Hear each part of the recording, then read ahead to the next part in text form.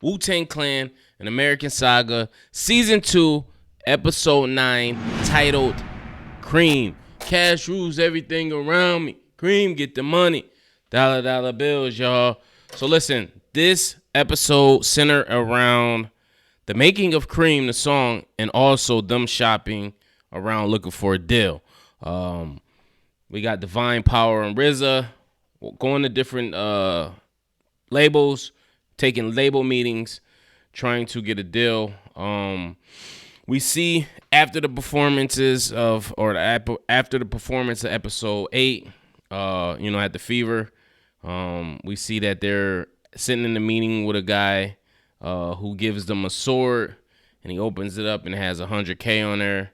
The scene then cuts to RZA, Divine, and Power, getting super excited over it, thinking about the possibilities. Now you gotta remember, back then, $100K was a lot of money, and shit, $100K is a lot of money still to some people. But you gotta think this $100K is for a bunch of different people. It's for not only members of the group. You gotta pay Divine, you gotta pay Power back. So you gotta think about that. Yeah, but like I said, 100,000 could get you a lot. I think it gets you a lot more back then than it will now. Still nothing to front up on now, I think, for maybe an individual artist, but as a group, I ain't gonna cut it. You gotta break that down. Y'all good at math, break it down. Then we see a few of the clan members hitting the studio, deciding the placement of the songs in their verses. Inspector Deck asks RZA, is he planning to make money when all of them are broke during the process? And it was a great moment because Inspector Deck it just came out like that. It just came out like, yo, I'm dead broke. Like, how much, you know what I'm saying? And RZA was like, well, we working on it. He was like, yo, I'm not trying to say it like that. But he was just like, that's just what it is right now. So we see how Deck came up with the verse. And we saw earlier in the season when Deck was in the cell, he was coming up with this verse. So iconic song, iconic verses. We kind of seen the process of how Raekwon came up with his verse. His mom got evicted from their apartment. And he just was venting in the studio, and we see Power kind of like, yo, you need to channel that energy. And I like Power too. First of all, Power is probably the flyest dude on the show. He's still fly. He always say he broke, but he got to be still doing something in the street. And secondly, he just always keep his composure. You know what I'm saying? He just like, yo, son. He came a long way from playing Ray Ray on Power. And we see them. They met up with Elektra. I know for sure. The first person they met up with, I don't know exactly who that was or what record company that represented, but I know they met up with Elektra, Def Jam with Lala, and Steve Riffin, I know from Loud Records, came to visit him. And I'm trying to think if it was one more. I don't think so. But listen, everybody is broke. Everybody's real.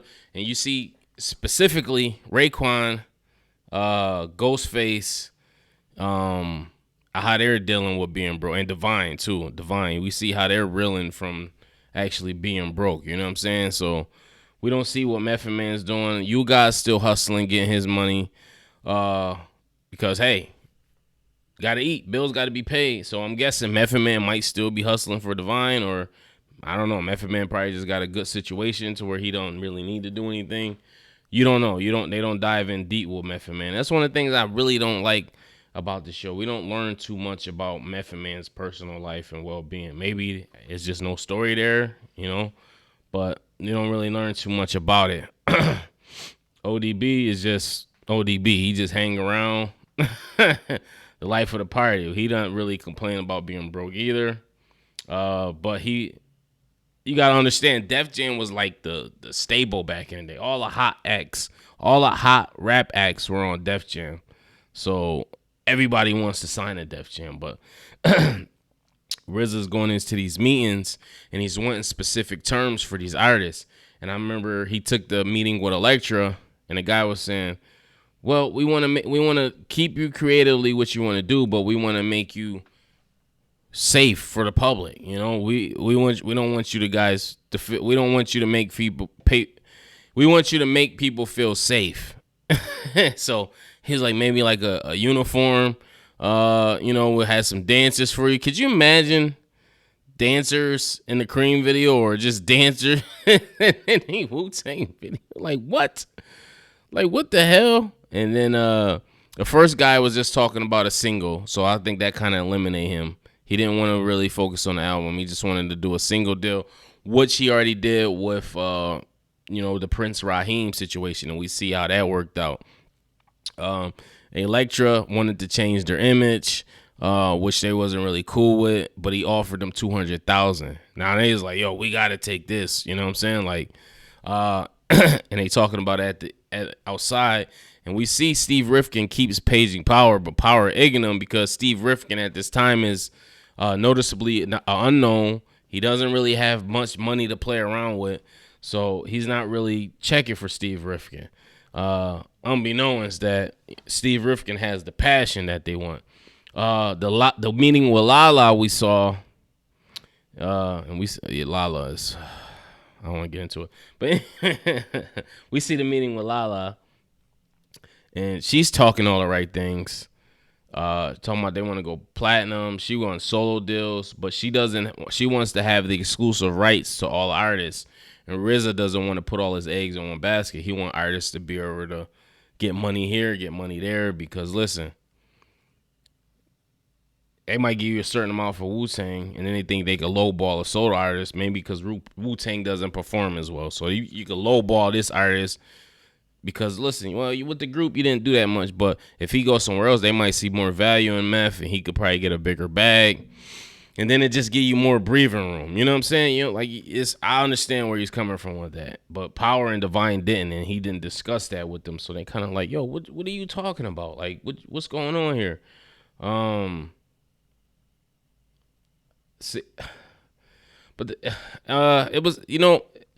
It was. I'm not gonna say I didn't. I'm not gonna say I didn't enjoy the episode, but these episodes are not the same as last season. Obviously, for obvious reasons. They were trying to come up out the street. It was more of a street tale. This is them just trying to shop their deal. But it was I don't know, it was like something to be desired. It was just something to be desired in this. We see that Steve Rifkin wants to kind of have a showcase with the label heads to kind of display and show why he should get a bigger budget, because he went up to RCA to try to get a bigger budget, and they told him no. And he was just like, yo, this label was built on American folklore and with banjos and blowing in jugs. And he was like, hip hop is the modern day version of that. And dude, like, no, dude, like, you're just a little side label. I don't really have much faith in you, really. I gave you a couple of acts, just be happy with that and get the hell out of here. Dude, like, yo, he really trying to make this label pop. You're like, yo, this could pop. You know what I'm saying? Like, this act right here could pop. And luckily, it wound up paying off for him. That passion.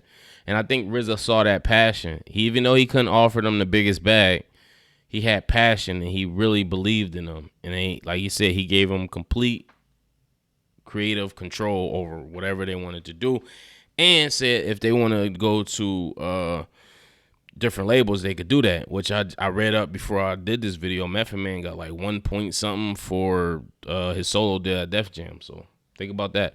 And then Wu-Tang Productions get a part of that because they're doing a production on it. So this business, man. RZA knew what the hell he was doing. I'm trying to read my other notes. So I mean, that's pretty much what the episode centered around. You get a lot of key points where you see them doing an actual meeting for these guys and trying to break the ice. ODB, once again, is an icebreaker. He grabs the mic. He just starts singing some tune, gets everybody laughing.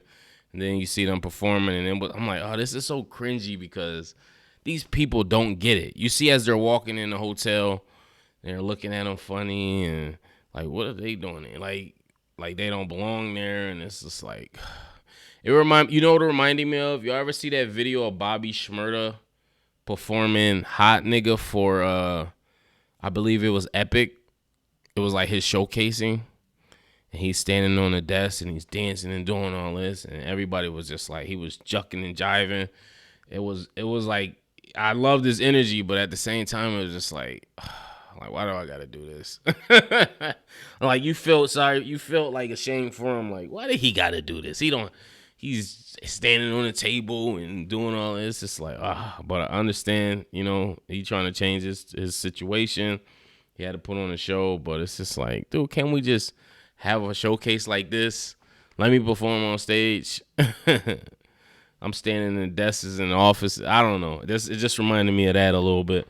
But I guess they didn't really show the crowd reaction to the song. They just kind of like, that was another thing with this episode. They kept glazing by. They wouldn't let the whole fucking Cream song play out. They cut it off mid-process, and then they switched to another scene that was kind of unrelated. We see that Divine's PO is messing with him. He's telling them, listen, you got to have actual pay stubs and an actual job. And he's trying to tell him, like, listen, I'm the manager. He's like, well, how you making money? He's like, well, it's complicated. And he don't really get it. He not going to get it. People don't get it.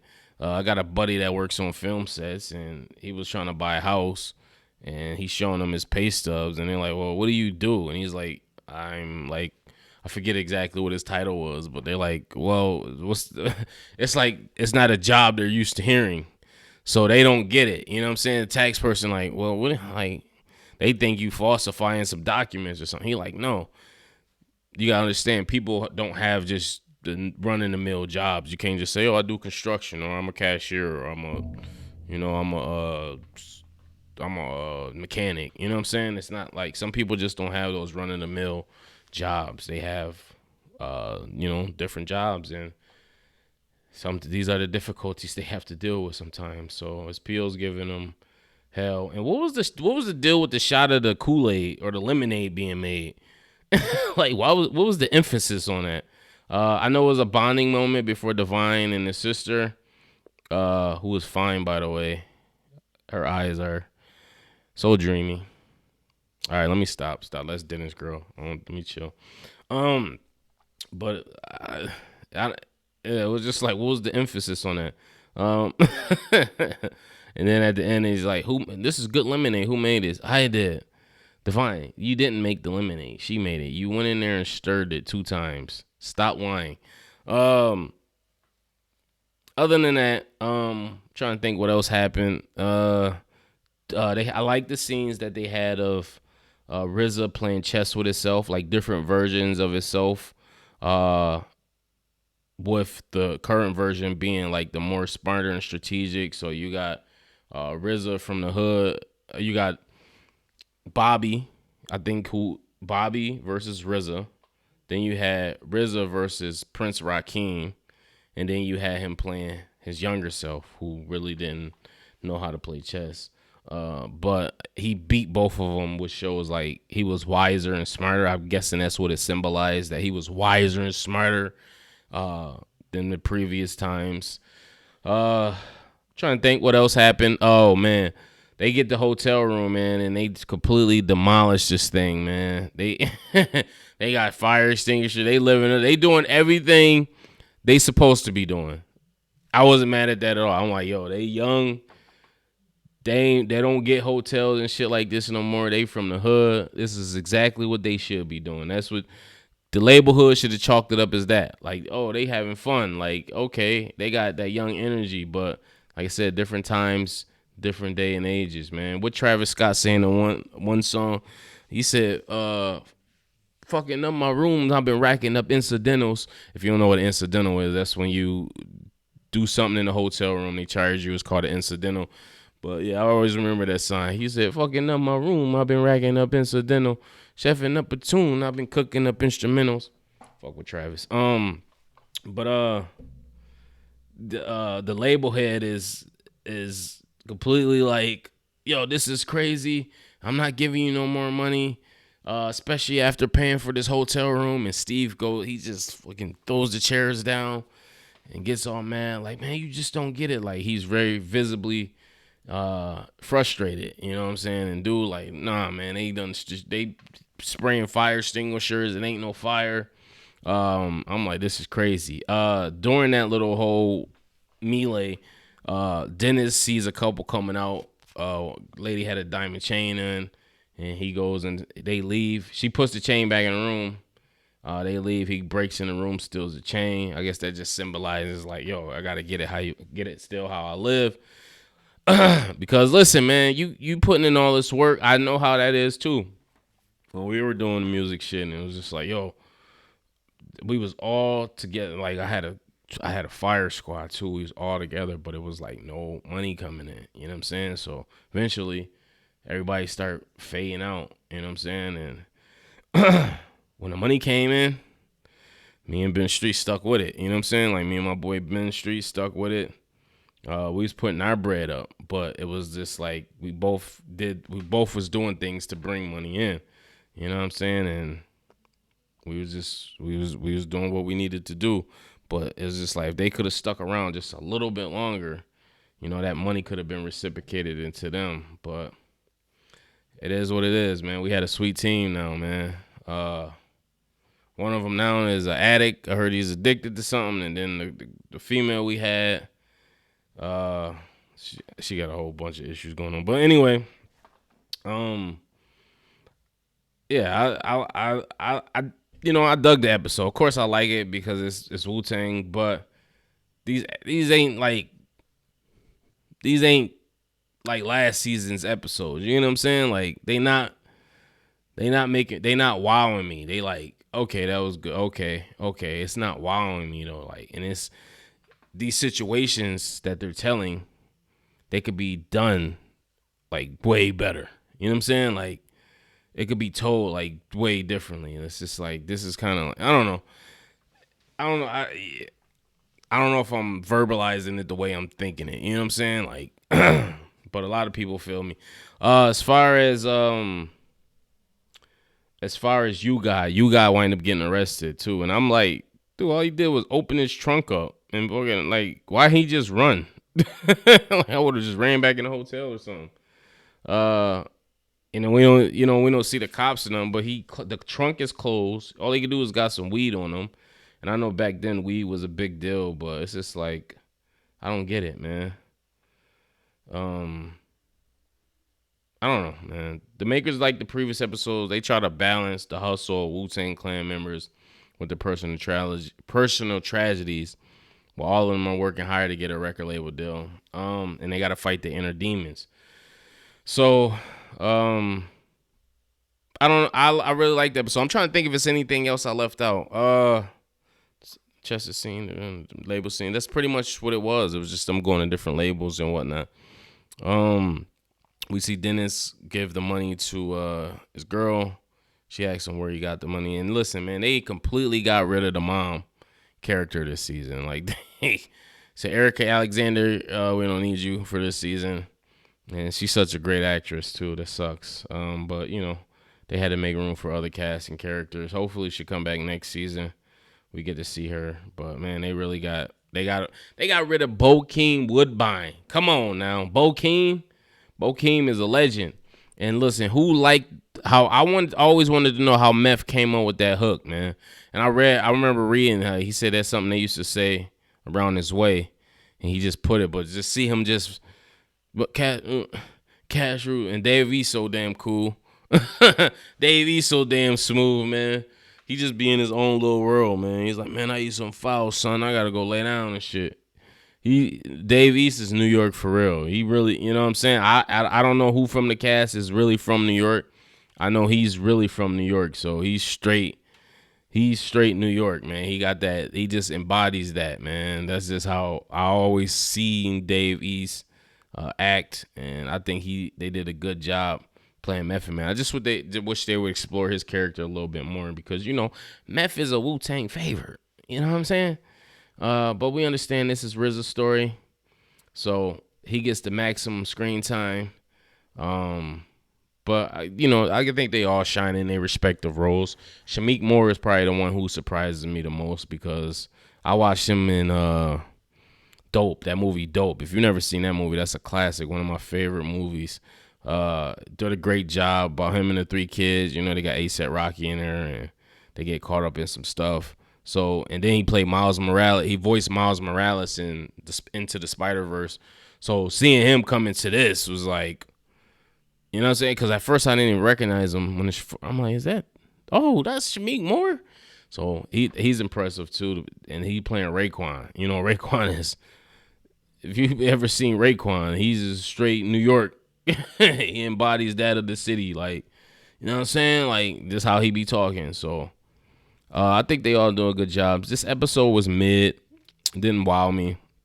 But I understand it's a process. It's just another episode to show how they get from here to here, and the shit that be going on in these label deals. You know what I'm saying? So, shout out to the Wu-Tang, and listen, if you like this review, do me a favor, make sure you like, subscribe, and it's a new thing I'm asking people to do. Share it. Just it takes nothing. Just share it for me. Just trying to grow the channel. I got a goal to get to 5,000 subscribers by January.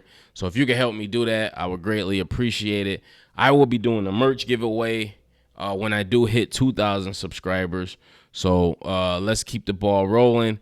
Make sure you like, subscribe, hit the notification bell. And as always, peace, love, and prosperity. I am the Black Abstract One.